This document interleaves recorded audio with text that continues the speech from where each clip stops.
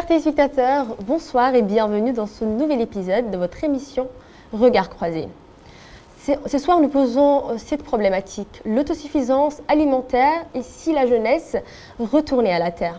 Alors que nos terres dorment, que nos eaux stagnent et que nos assiettes dépendent de l'étranger, cette question devient automatiquement légitime si la réponse était ces jeunes riches d'idées, de force et d'ambition, dans un pays où les terres sont fertiles et que les ressources sont abondantes. L'avenir pourrait bien se jouer entre les mains de ceux qui oseront retourner à la terre. Pour parler de cette thématique ce soir, nous avons l'honneur d'accueillir Alioune Diarité, ingénieur agronome, expert en développement durable et acteur engagé depuis plus de 20 ans en Mauritanie et dans la sous-région. Spécialiste de l'agriculture, de l'aménagement rural et de la jeunesse, il incarne cette vision d'un développement ancré dans la terre, porté par l'innovation sociale et l'action de terrain. Fondateur de l'espace d'incubation Planète DKT et président de l'ONG ASEM, il accompagne les jeunes, les femmes, les coopératives et les porteurs de projets vers l'autonomie et la souveraineté alimentaire. Bonsoir. Bonsoir. Suis-je dans le juste en vous présentant ainsi? Oui. Alors, commençons par structurer et poser les bases de cette problématique. Okay. La Mauritanie importe l'essentiel de ce qu'elle consomme. À quel moment en sommes-nous arrivés à cette dépendance alors que nous avons des terres, de l'eau et du soleil? Moi, je pense que les échanges commerciaux ont toujours existé dans la sous-région. On peut même aller au plus loin, au temps des Almohades, au temps des Almoravides, où il y avait des échanges commerciaux. Donc la Mauritanie était toujours un pays d'import et d'export. Mais si on parle de l'agriculture, je pense qu'on va considérer ça avec l'arrivée des sécheresses, les grandes sécheresses. Parce qu'en Mauritanie, avant, les gens ne consommaient que les produits locaux, comme le sorgho, le maïs. La Mauritanie ne connaissait pas avant le riz. La Mauritanie aussi, il y avait beaucoup de produits qu'ils ne connaissaient pas. Même le thé, on parlait même de thé sauvage, que les gens consommaient tout. Mais l'essentiel est arrivé avec les crises, telles que les sécheresses et aussi certains conflits. C'est ça qui a fait. Et après, quand les gens ont commencé à goûter le blé importé, le riz importé, il y a eu une dépendance. Et vu qu'on ne produisait pas, on était obligé d'importer. Et l'accoutumance a fait que la Mauritanie est rentrée dans ça. Où nous étions indépendants oui. de cette exportation. Oui. On peut même dire que dans les années jusqu'à la Deuxième Guerre mondiale, la Mauritanie, on peut dire que la Mauritanie n'importait pas tout ce qui est céréales. Parce qu'il y avait une autosuffisance alimentaire. Également aussi, il y a aussi le changement climatique aussi qui a contribué, parce qu'il y a eu beaucoup de zones qui ont subi la désertification. C'est ça qui a fait aussi que les gens étaient obligés de trouver quoi manger. Mais avant, on se limitait beaucoup dans ce que nous produisons localement. Au niveau de Adrar, dans les oasis, les gens arrivaient à produire tous les légumes qu'ils arrivaient à consommer. Également aussi, au niveau du bassin du fleuve Sénégal, jusqu'au Rhôde, les gens arrivaient à produire assez de céréales. Parce qu'on sait que les greniers de la Mauritanie, c'est dans la zone de Assaba et le Rhôde. Mais aujourd'hui, avec le changement climatique et aussi avec l'arrivée du blé, qui a fait que les gens ont commencé à avoir d'autres habitudes alimentaires, c'est ça qui a fait qu'on a commencé à se dépendre des importations. Également, on a trouvé la facilité avec les dons. Parce que aussi, les dons aussi ont beaucoup contribué à ce désengagement à la terre. D'accord. Ouais. Alors, selon votre constat, vous êtes sur le terrain, est-ce qu'on peut espérer ou parler, ne serait-ce qu'un peu, de souveraineté alimentaire? Oui, oui, on peut en parler et je peux dire même que depuis presque 10 ans ou jusqu'à même 15 ans, que la Mauritanie a vraiment progressé sur la souveraineté alimentaire. Parce qu'aujourd'hui, je peux dire que presque on est arrivé à couvrir jusqu'à 80, jusqu'à même 90% du riz. Aujourd'hui, on mange beaucoup le riz mauritanien. Donc déjà, il y a un encouragement dans ce sens-là. Et aussi, si on vient dans les zones où on produit beaucoup de riz, on voit aussi l'industrialisation qui se met en place. Donc ça prouve qu'il y a une volonté vraiment pour que les gens retournent à la production locale. Nous ne consommons pas que du riz, il y a d'autres choses qui pourraient...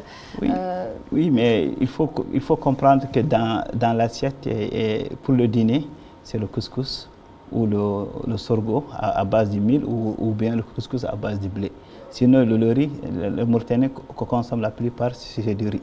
Après, il y a les légumes. Les légumes, on peut dire que aussi qu'on commence quand même à importer peu C'est vrai qu'à un moment, depuis Covid, il y a un grand changement. Parce un réveil, un déclic, parce qu'on était vraiment dans une situation avec le de Covid, crise. avec aussi la fermeture du barrage de Suarez au niveau de l'Égypte, qui a fait qu'il y a eu un flambée de prix, il y a vraiment une nouvelle vision de retour à la source. Suite à ce choc, les gens ont compris qu'il fallait...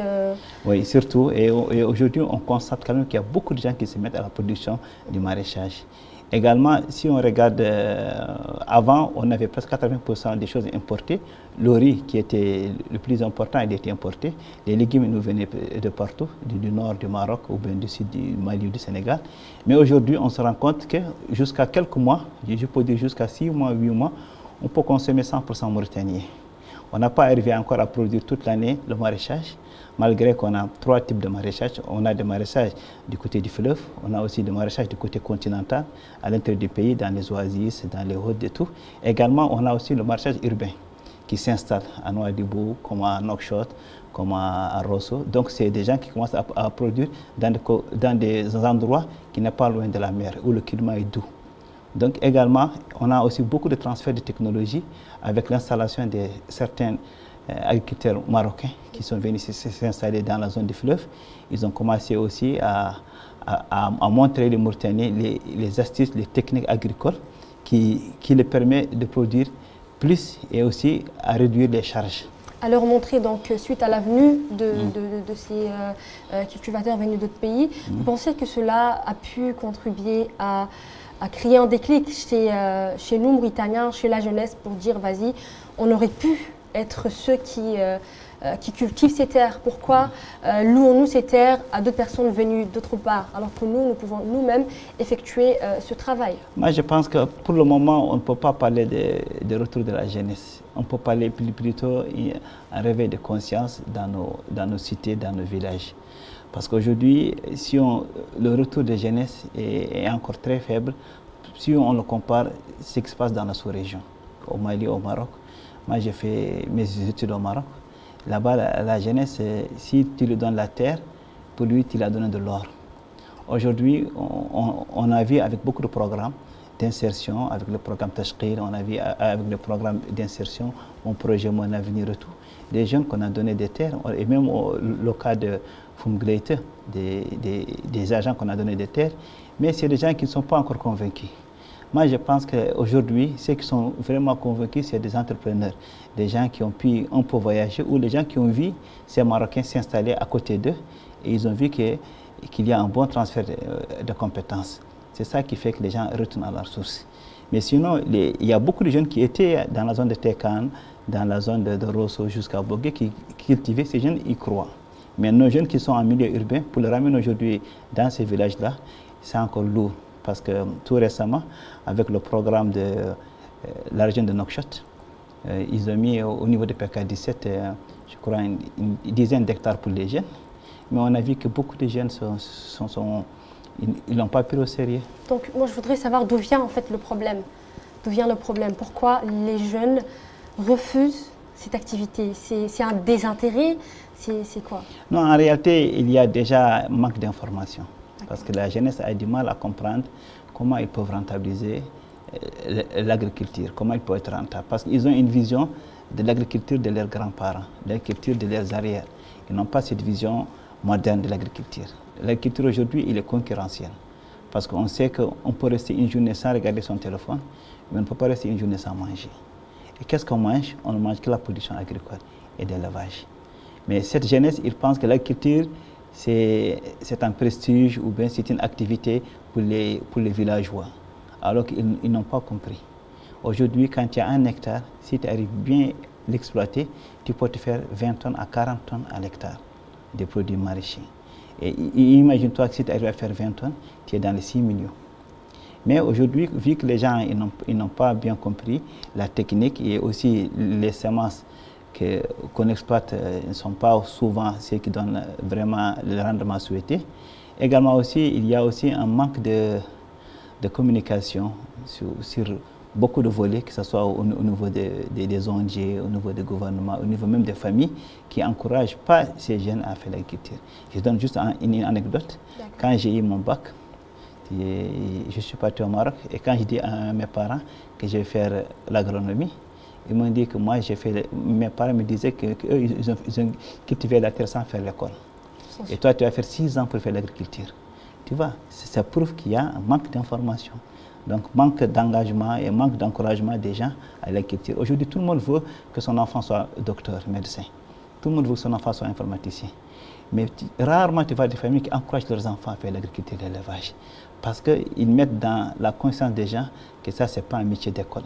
Ça, c'est un métier de celui qui a raté. Comment corriger cette problématique, lever le voile sur cette imperfection pour que les gens comprennent que c'est très important pour tout un pays, mais individuellement, dans un temps où beaucoup sont en chômage, ils pourraient essayer d'aller vers ce métier-là. Vous savez, il y a 3 niveaux. Le niveau le plus important, c'est l'État.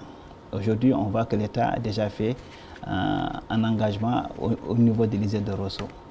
Moi, je pense qu'on devrait avoir 4 ISET, au minimum 5 ISET dans ces pays-là.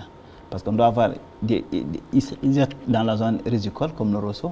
On doit avoir un autre au niveau de Adrar, au niveau de Attar, pour former les gens sur tout ce qui est la finiculture, les cultures de palmiers dattiers, les cultures oisiennes, parce que ça aussi c'est une culture.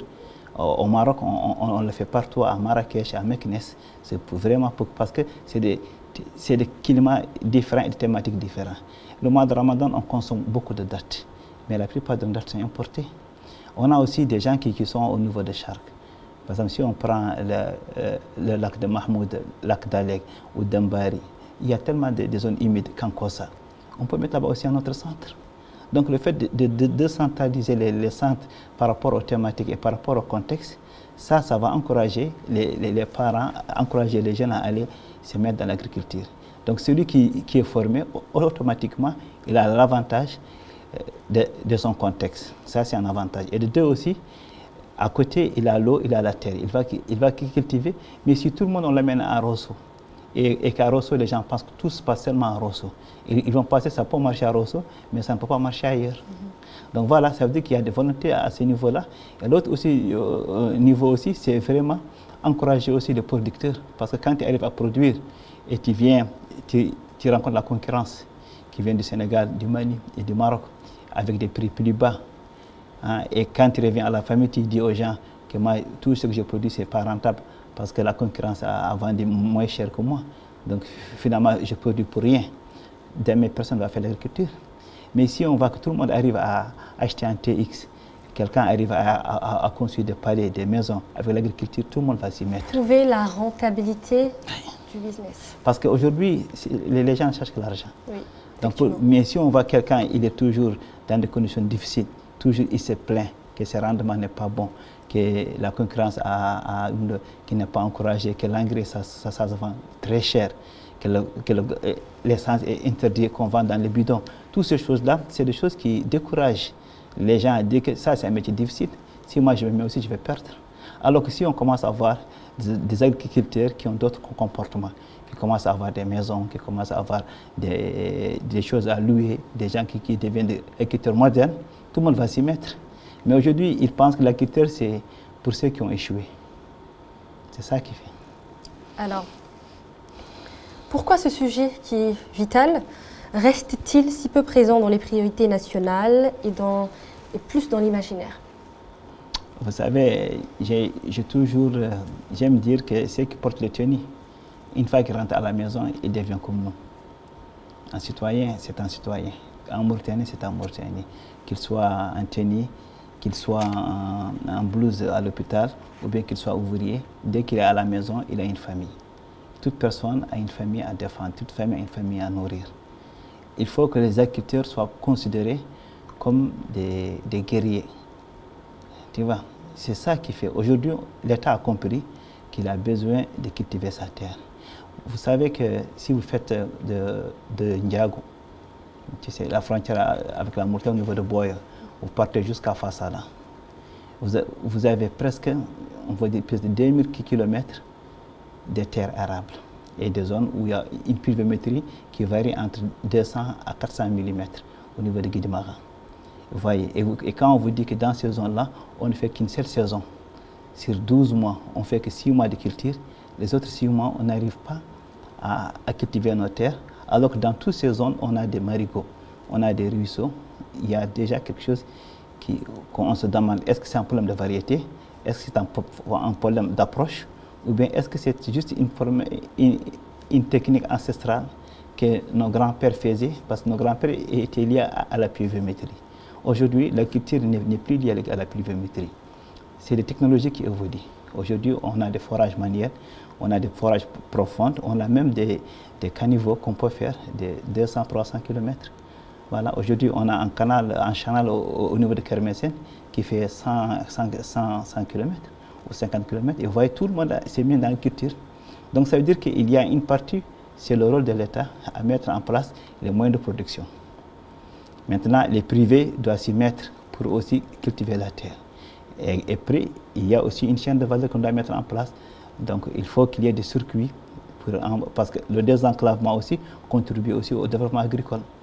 Après, maintenant, on a les consommateurs. Mais si on dit qu'aujourd'hui, on va dire que 60% de nos céréales est importé, ça prouve quand même qu'il y a des problèmes.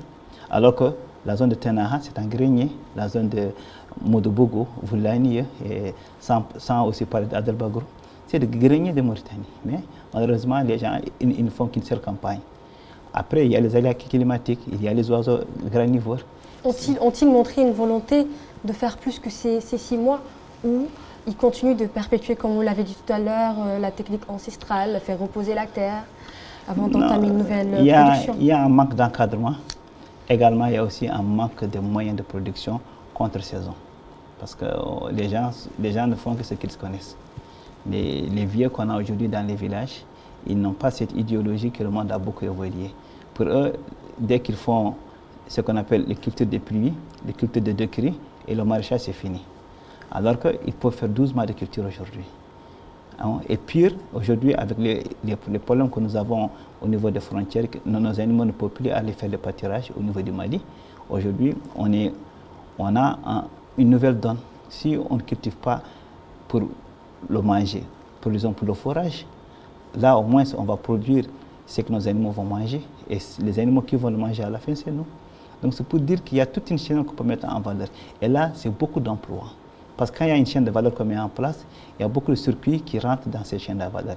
Il y a le transport, il y a les vendeurs, il y a les détaillants, les grossistes. Donc tout le monde peut avoir sa place dans ces pays-là.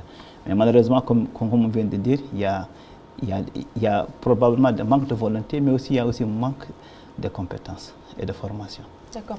Alors, devons-nous sonner l'alarme? À quel point sommes-nous en danger par rapport à ce manque? Au fait est que les jeunes, au fait est que tout le monde ne tend pas vers la culture, et qu'on est très très loin de la souveraineté alimentaire. Je pense qu'on a eu trois alarmes. Si vraiment on est conscient, on devrait plus rester les bras croisés. On a eu le Covid avec la fermeture de frontières, même au niveau régional, c'est que ça nous a montré. On a ici le problème au niveau de fermeture au niveau de Sahara frontière. Également aussi le problème des bateaux de Suarez qui a été bloqué. Avec les prix des flambées des denrées alimentaires, c'est des alertes comme aujourd'hui, je pense que tout le monde est conscient de ça. D'ailleurs, c'est d'où on a vu beaucoup de volonté, même ici, même en Nouakchott, des gens qui font l'agriculture. Aujourd'hui, dans beaucoup de quartiers, les gens arrivent à cultiver dans les parcs, dans les endroits. À Tarhil, on a presque 200 agricultrices qui sont là-bas aujourd'hui, à Tarhil, 200 qui arrivent à produire. Elmina, on en a beaucoup. La région de Nouakchott aussi en fait beaucoup. Et certaines prises de conscience. Oui, ça veut dire qu'il y a une prise de conscience.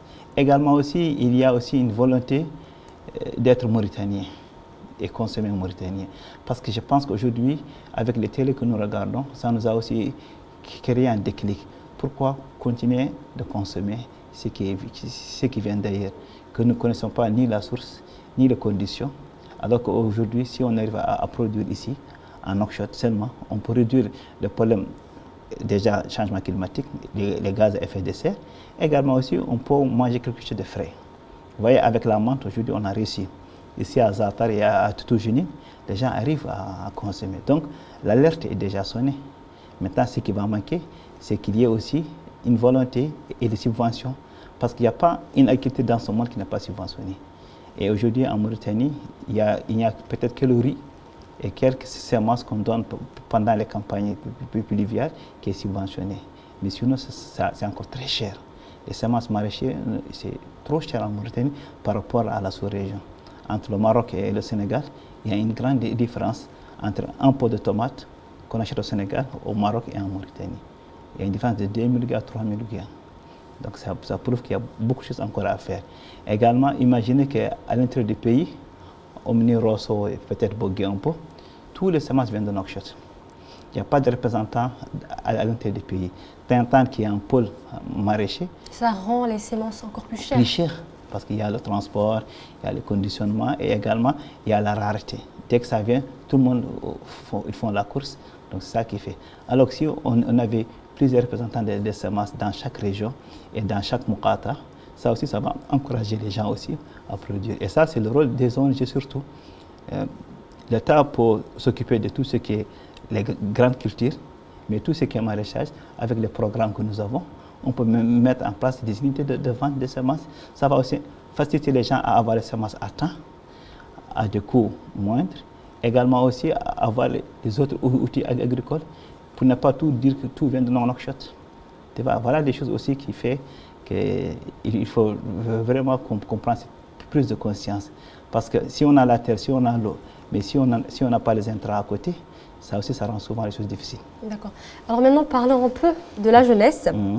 Pourquoi, selon vous, la majorité des jeunes tournent-ils encore le dos à la terre? Est-ce une question de perception, de manque de moyens ou d'où vient le problème? Je pense que je vais un peu me répéter pour dire que l'agriculture est considérée comme une activité de prestige. Il n'est pas encore considéré comme une activité entrepreneuriale pour certains. Qu'entendez-vous par prestige? C'est mon père cultivait, je cultive. Mon père a de la terre, moi aussi j'ai de la terre, je cultive. Et quand ça ne produit pas, comme ça, c'est la volonté de Dieu. Un héritage. C'est juste un héritage culturel, mais il n'y a pas une volonté entrepreneuriale. Alors que la culture, ça demande une volonté, il faut croire. Parce qu'aujourd'hui, on a vu des jeunes qui sont partis à Rosso avec 800 000. Avec 800 000, ils louent un hectare pour faire le riz.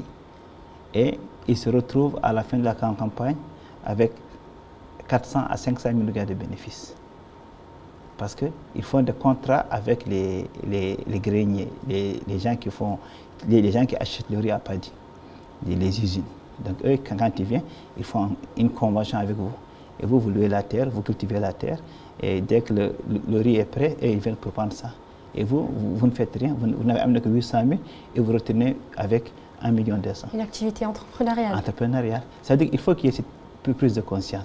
Également aussi, on n'est pas obligé d'avoir un périmètre avec toutes les cultures. On a aussi cette erreur que les gens font. Il faut que les gens soient spécialisés. Aujourd'hui, moi, j'aurais aimé avoir, par exemple, un bassin où les gens ne font que de la carotte. Aujourd'hui, par exemple, si on prend la zone de Kermessene et la zone de Ndiago, la zone de Moïli, Bouhajra, la zone de la commune de Ndiago, les gens font beaucoup de navets.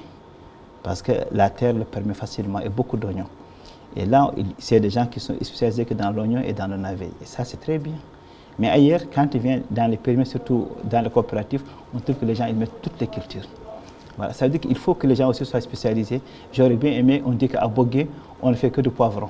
À Kaïdi, on ne fait que la patate douce. À Fumbuleto, on ne fait que l'oignon. Là, on a des spécialisations. Ça crée une chaîne de valeur. Mais quand tu amènes de tout venant, une femme vient au marché avec un sac où il y a tout est mélangé. La tomate, gombo, tout ça là. C'est pas viable, c'est pas rentable. Il y a aussi des cultures qu'on ne peut pas associer ensemble. Mais les gens, comme il n'y a pas un manque d'encadrement, là aussi, d'où on revient toujours. Pensez-vous que ce problème ne vient pas du fait qu'ils commencent à se lancer sans vraiment savoir par recommencer? Oui, et également, d'où aussi qu'il y a des jeunes aussi. Et pas les jeunes, même les vieux, ils ne vont pas voir les conseils agricoles, que ce soit État ou privé. Parce que quand tu t'engages dans un projet agricole, mieux vaut commencer par des agronomes ou des techniciens agricoles. Les gens disent qu'ils sont chers, mais la qualité est toujours chère. Quand tu veux quelque chose de qualité, tu dois payer cher. Mais les gens, ils pensent que la qualité, on peut l'avoir avec les techniques de nos grands-pères. Ça ne marche pas dans l'agriculture. Aujourd'hui, l'agriculture est moderne. On a des semences qu'on appelle des semences à croissance indéterminée. Quand tu le plantes aujourd'hui, pendant 10 mois, tu récoltes. Et le kilo coûte 800 000 ouguiya. Qui va aller acheter une semence dont le kilo à 800 000 ouguiya? Alors que les gens sont habitués à prendre le kilo de tomates à 6 000 ouguiya ou 18 000 ouguiya. Quand tu dis un kilo à un demi-million ou 1 million, ils ne vont pas acheter. Alors qu'aujourd'hui, on a des gens qui payent des semences très chères. Parce qu'ils savent comment ils ont arrivé à maîtriser les conditions. Donc, ils arrivent à produire jusqu'à 2 000, 3 000 tonnes. Donc voilà, c'est pour dire que c'est un business. Mais il faut investir. Comprendre et le comprendre. Et la jeunesse, c'est ça. La jeunesse a 3 freins. Ils ont déjà un frein lié à la compétence. Ils ont un frein lié au fonds. Parce qu'aujourd'hui, comment on peut payer quelqu'un ou prêter quelqu'un de l'argent qui n'a pas de garantie? Un jeune qui n'a pas de maison, qui n'a pas de moyens, et il vient pour demander 5 millions, 10 millions, qui va l'investir sur ça? Et de 3 aussi, souvent les terres, c'est des terres familiaux. Donc il y a souvent cette problématique sociale qu'à Dendal, c'est-à-dire que cette terre ne t'appartient pas à toi seul. Donc toi, tu vas dire que je vais investir cette terre, alors demain, dès que le papa meurt ou quelqu'un meurt, on va dire que c'est héritage. Donc il y a tous ces facteurs qui font que la jeunesse aussi, il a besoin d'être soutenu. Donc, et ce soutien ne peut venir que de l'État, de sa famille et surtout aussi de ceux qui le consomment. D'accord. Pensez-vous que le rêve du bureau climatisé, de l'immigration, a fini par tuer cette envie de cultiver? Non. Souvent, on me dit que la jeunesse préfère les zones climatisées. Non. La jeunesse préfère l'argent. Sérieusement. S'ils trouvent de l'argent, que ce soit dans la chaleur ou dans le feu, ils vont aller. Mais là où ils vont aller, s'il n'y a pas d'espoir, ils ne vont pas aller. L'agriculture, aujourd'hui, on dit que c'est pour ceux qui sont désespérés. Alors que normalement, l'agriculture devait appartenir à ceux qui sont riches. L'agriculture aujourd'hui appartient aux riches, appartient à ceux qui ont des moyens. Parce que l'agriculture, pour produire, c'est que tu dois attendre minimum 6 mois, tu dois attendre 8 mois. Qui peut prendre en charge la terre, l'eau, le gasoil, l'engrais, les ouvriers pendant 6 mois sans avoir une tomate? C'est pas facile. Alors, ne pensez-vous pas que ce frein, comment dire ça, au niveau des moyens, c'est ce qui fait peur aux jeunes, c'est ce qui fait qu'ils n'ont pas le courage d'entamer ce business-là, parce qu'ils n'ont pas tout simplement les moyens? Non, en réalité, c'est qu'ils n'ont pas peur. Les jeunes Mauritaniens, c'est des jeunes très entrepreneurs. Tu sais, là, moi, je me dis que si je compare la jeunesse mauritanienne, comme j'ai été un peu dans la sous-région, moi, je suis vraiment fier des jeunesses mauritaniennes. Malgré qu'on, jusqu'à aujourd'hui, on a du mal à les valoriser, mais c'est des jeunes qui s'adaptent à tout. Ils sont résilients. Là où tu les mets, ils arrivent à s'adapter. Quand tu ne leur donnes rien, ils arrivent à vivre avec rien. Quand tu donnes les moyens, ils arrivent à faire des miracles. Mais ce que la jeunesse mauritanienne n'aime pas, c'est qu'on l'impose. Tu sais, il y a beaucoup de jeunes, ils n'ont pas la main agricole. Et les gens vont les obliger à faire de l'agriculture. Aujourd'hui, si vous partez à Rosso, il y a beaucoup de jeunes qui sont dans l'agriculture, qui font le riz. Mais c'est des jeunes qu'on n'a pas forcé la main. C'est des jeunes qui croient. Ils l'ont fait. Mais les autres jeunes aussi, ils croient à la pêche. Ils veulent avoir des moteurs et des pirogues. Mais on ne donne pas. On dit, va cultiver la terre. C'est pour dire que chaque jeune doit être orienté vers sa spécialisation ou vers le domaine de sa convenance. Dès qu'il arrive à faire ça, ça va aller. Également, il faut que les banques arrivent aussi à investir, à accepter, à prêter les jeunes les moyens pour produire. Parce que si moi, vous me donnez 10 millions, vous me dites, voilà la terre, vous avez 10 millions cultivés. Et après, on saura comment tu vas rembourser. Et l'État te prend en charge comme garantie. Ça va motiver les gens. Il y a beaucoup aujourd'hui de jeunes aujourd'hui qui sont dans la zone de Rosso, la zone de Taraza jusqu'à Barakana, qui ont eu ces prêts. Aujourd'hui, ils font des miracles. Je pense qu'il faut qu'il y ait des encouragements financiers surtout. Mais pas de petits programmes d'incubation ou d'accélération. Ça, on voit beaucoup de projets qui donnent 150 000, 200 000, 300 000 gars à un jeune. 150 000 gars, c'est même pas un 1/8 d'hectare pendant 3 mois. Ça, tu le mets dans des problèmes. Donc, pour vraiment aider quelqu'un, faites-lui un calcul total de la production, depuis l'entretien ou la production jusqu'à la commercialisation. Avec ces moyens, il peut s'en sortir. Mais si vous donnez quelqu'un 3 mois de survie, et les 3 mois autres, comment il va faire? C'est d'où il va échouer. Voilà des choses qu'il faut faire vraiment pour encourager les jeunes dans ce domaine-là. C'est pourquoi les jeunes, ils ne veulent pas prendre de risques. C'est ça. D'accord, parfait. Pensez-vous que l'agriculture souffre d'un problème d'image? Si oui, comment le rendre de nouveau? Lui rendre son image? Il faut connaître l'agriculture mauritanienne pour vraiment comprendre qu'elle ne souffre pas beaucoup. Elle souffre périodiquement. L'agriculture en Mauritanie, elle souffre seulement pendant les périodes allant du mois d'avril jusqu'en juillet. Parce que c'est une période où on a autant de vide. Quand vous prenez l'axe d'avril jusqu'à mai, vous pensez que la Mauritanie est un désert. Parce que personne ne cultive. C'est un grand vide. Si vous prenez la route de l'espoir, de Nouakchott jusqu'à Néma, vous traversez toutes les régions, Brakna, Gorgol, Asaba, toutes ces zones-là. Vous voyez qu'il n'y a rien.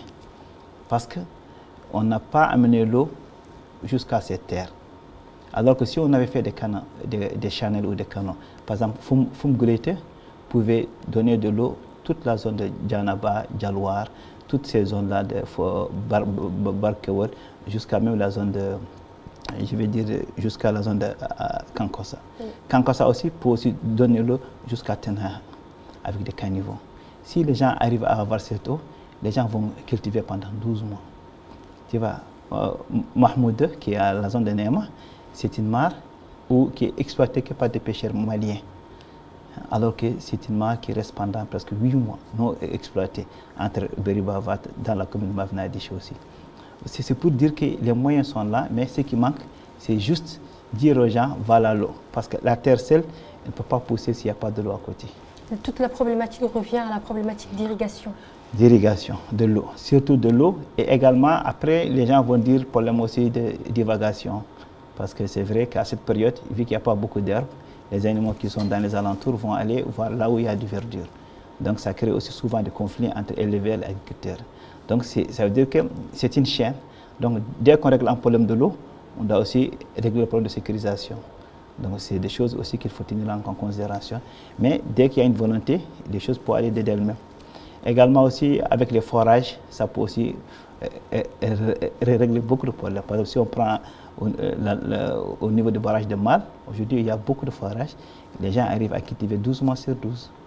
Rosso, on quitte aujourd'hui 12 sur 12. Bogué, c'est la même chose. Donc ça prouve qu'on peut le faire partout en Mauritanie. Il faudrait juste solutionner ce problème, autant pour moi, d'irrigation. D'irrigation, surtout. D'accord. Alors, à force d'ignorer le potentiel agricole, ne sommes-nous pas en train de rater notre véritable richesse nationale? Oui. Finalement, je ne dirais oui ou non, pour des raisons, parce qu'il y a un côté positif, qu'il y a une prise de conscience. Mais s'il n'y a pas cette prise de conscience, vraiment, on risque de la perdre. Parce qu'aujourd'hui, on est aussi confronté à des facteurs que l'humain ne maîtrise pas. Le changement climatique. Le changement climatique, ça prouve que les semences qui devraient se produire en tel mois vont être soit en avant, soit en recul. Et nos paysans, malheureusement, ils ne sont pas avertis. Ils n'ont pas cette compréhension. Ils n'ont pas cette compréhension. Ils ont dans leur tête que l'hivernage commence en juin. Aujourd'hui, l'hivernage commence en mois d'août. Donc, il y a eu une avancée. Tu vois. Alors que, quand ça arrive, il faut que la recherche, comme la Kenrada, comme les KNF, tous les systèmes que nous avons en Mauritanie pour le système de recherche, doivent contribuer aussi à aider à nos cultivateurs d'être liés au changement climatique. Sinon, on va la perdre. On va se retrouver en un moment où on est des ouvriers des Marocains ou des ouvriers des Maliens pour cultiver la terre. C'est ça le risque. D'accord. Alors vous êtes sur le terrain, vous formez, vous incubez. Que voyez-vous? Est-ce que la jeunesse ose ou veut oser entreprendre ce business agricole? Oui. En tout cas, depuis la promotion de 2015 ou 2017 de l'ISET, les jeunes qui sont sortis, je vois beaucoup de jeunes quand même qui sont vraiment motivés dans ce sens-là. Également, il y a aussi beaucoup de jeunes qui ont été formés ailleurs, au Maroc, en Algérie, qui ont fait l'agronomie, qui veulent vraiment faire l'agriculture. Il y a une volonté, il y a aussi un changement de comportement et surtout aussi, le diaspora mauritanien commence à avoir cette conscience. Parce qu'il y a beaucoup de gens qui retournent, qui commencent à investir sur leurs frères, sur leurs sœurs pour cultiver la terre. Et les gens croient que l'agriculture, c'est seulement cultiver la terre. Non, l'agriculture est combinée à l'élevage. il est combiné à la production forestière, il est combiné aussi à tout ce qu'est la pisciculture. Donc toutes ces choses rentrent dans l'agriculture. Et aujourd'hui, on voit beaucoup de gens qui s'y mettent. Et je crois que c'est déjà des actes vraiment à encourager.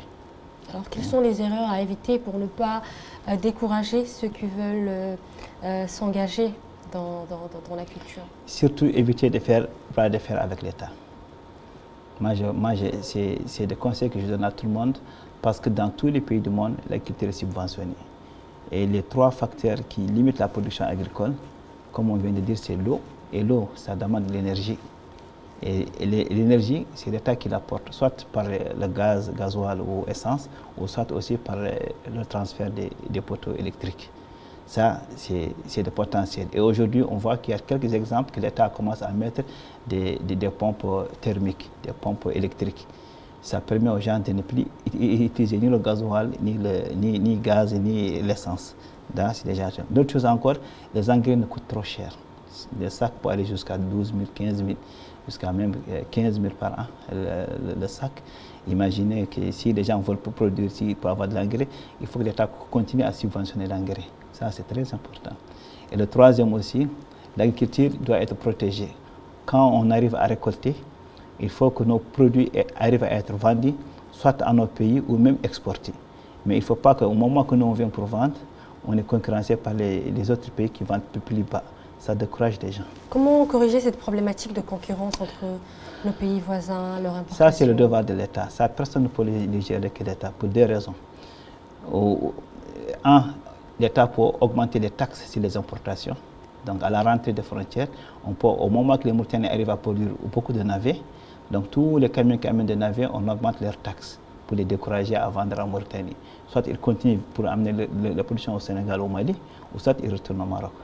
Ou bien encore, fermer la frontière, dire aux gens à telle période dans Mauritanie, n'accepte pas les importations de tels produits. Parce que nous avons de quoi nous...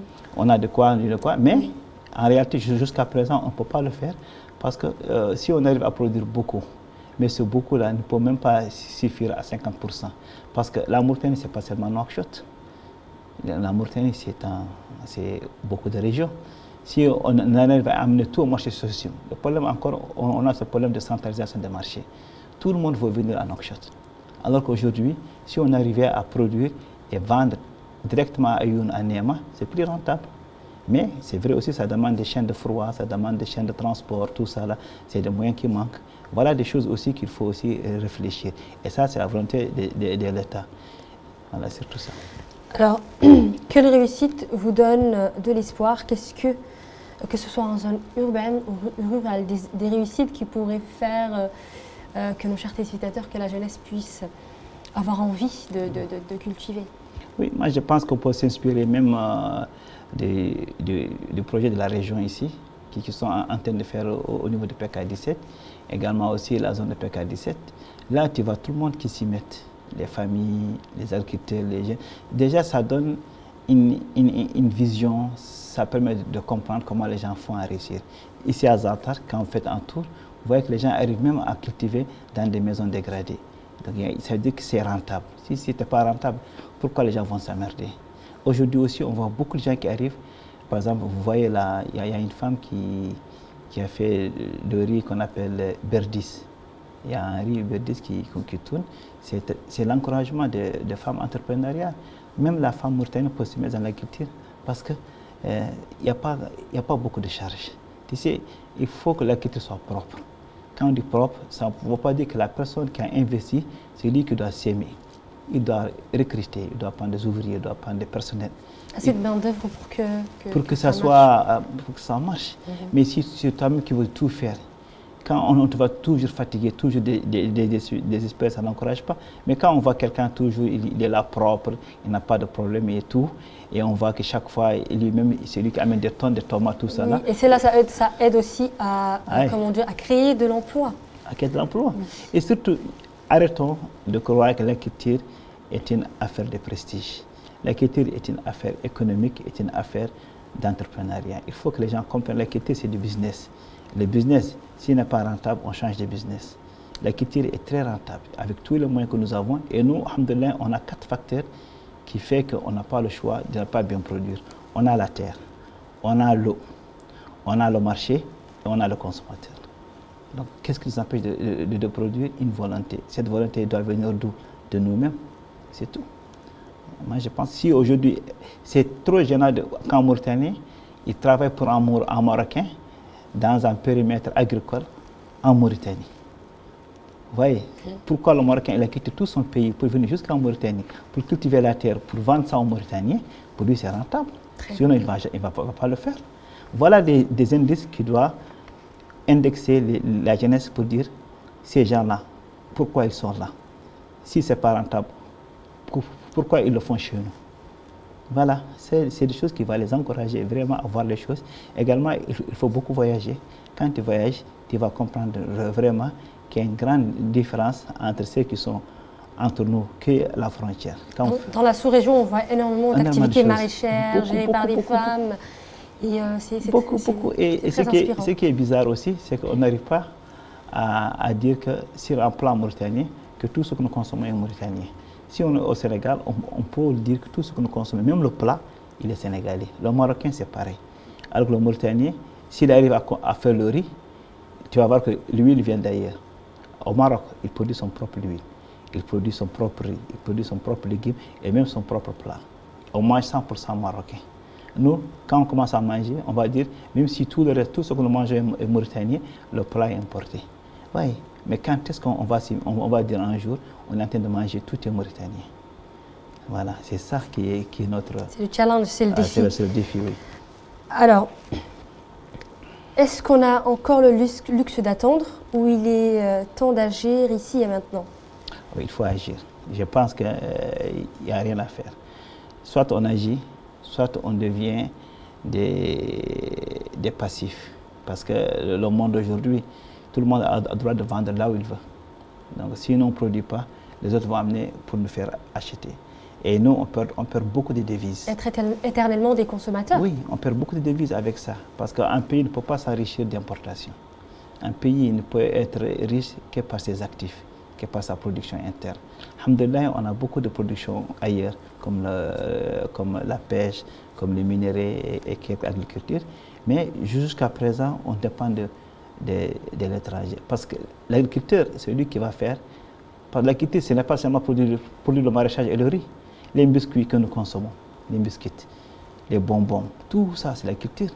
Parce que c'est la farine.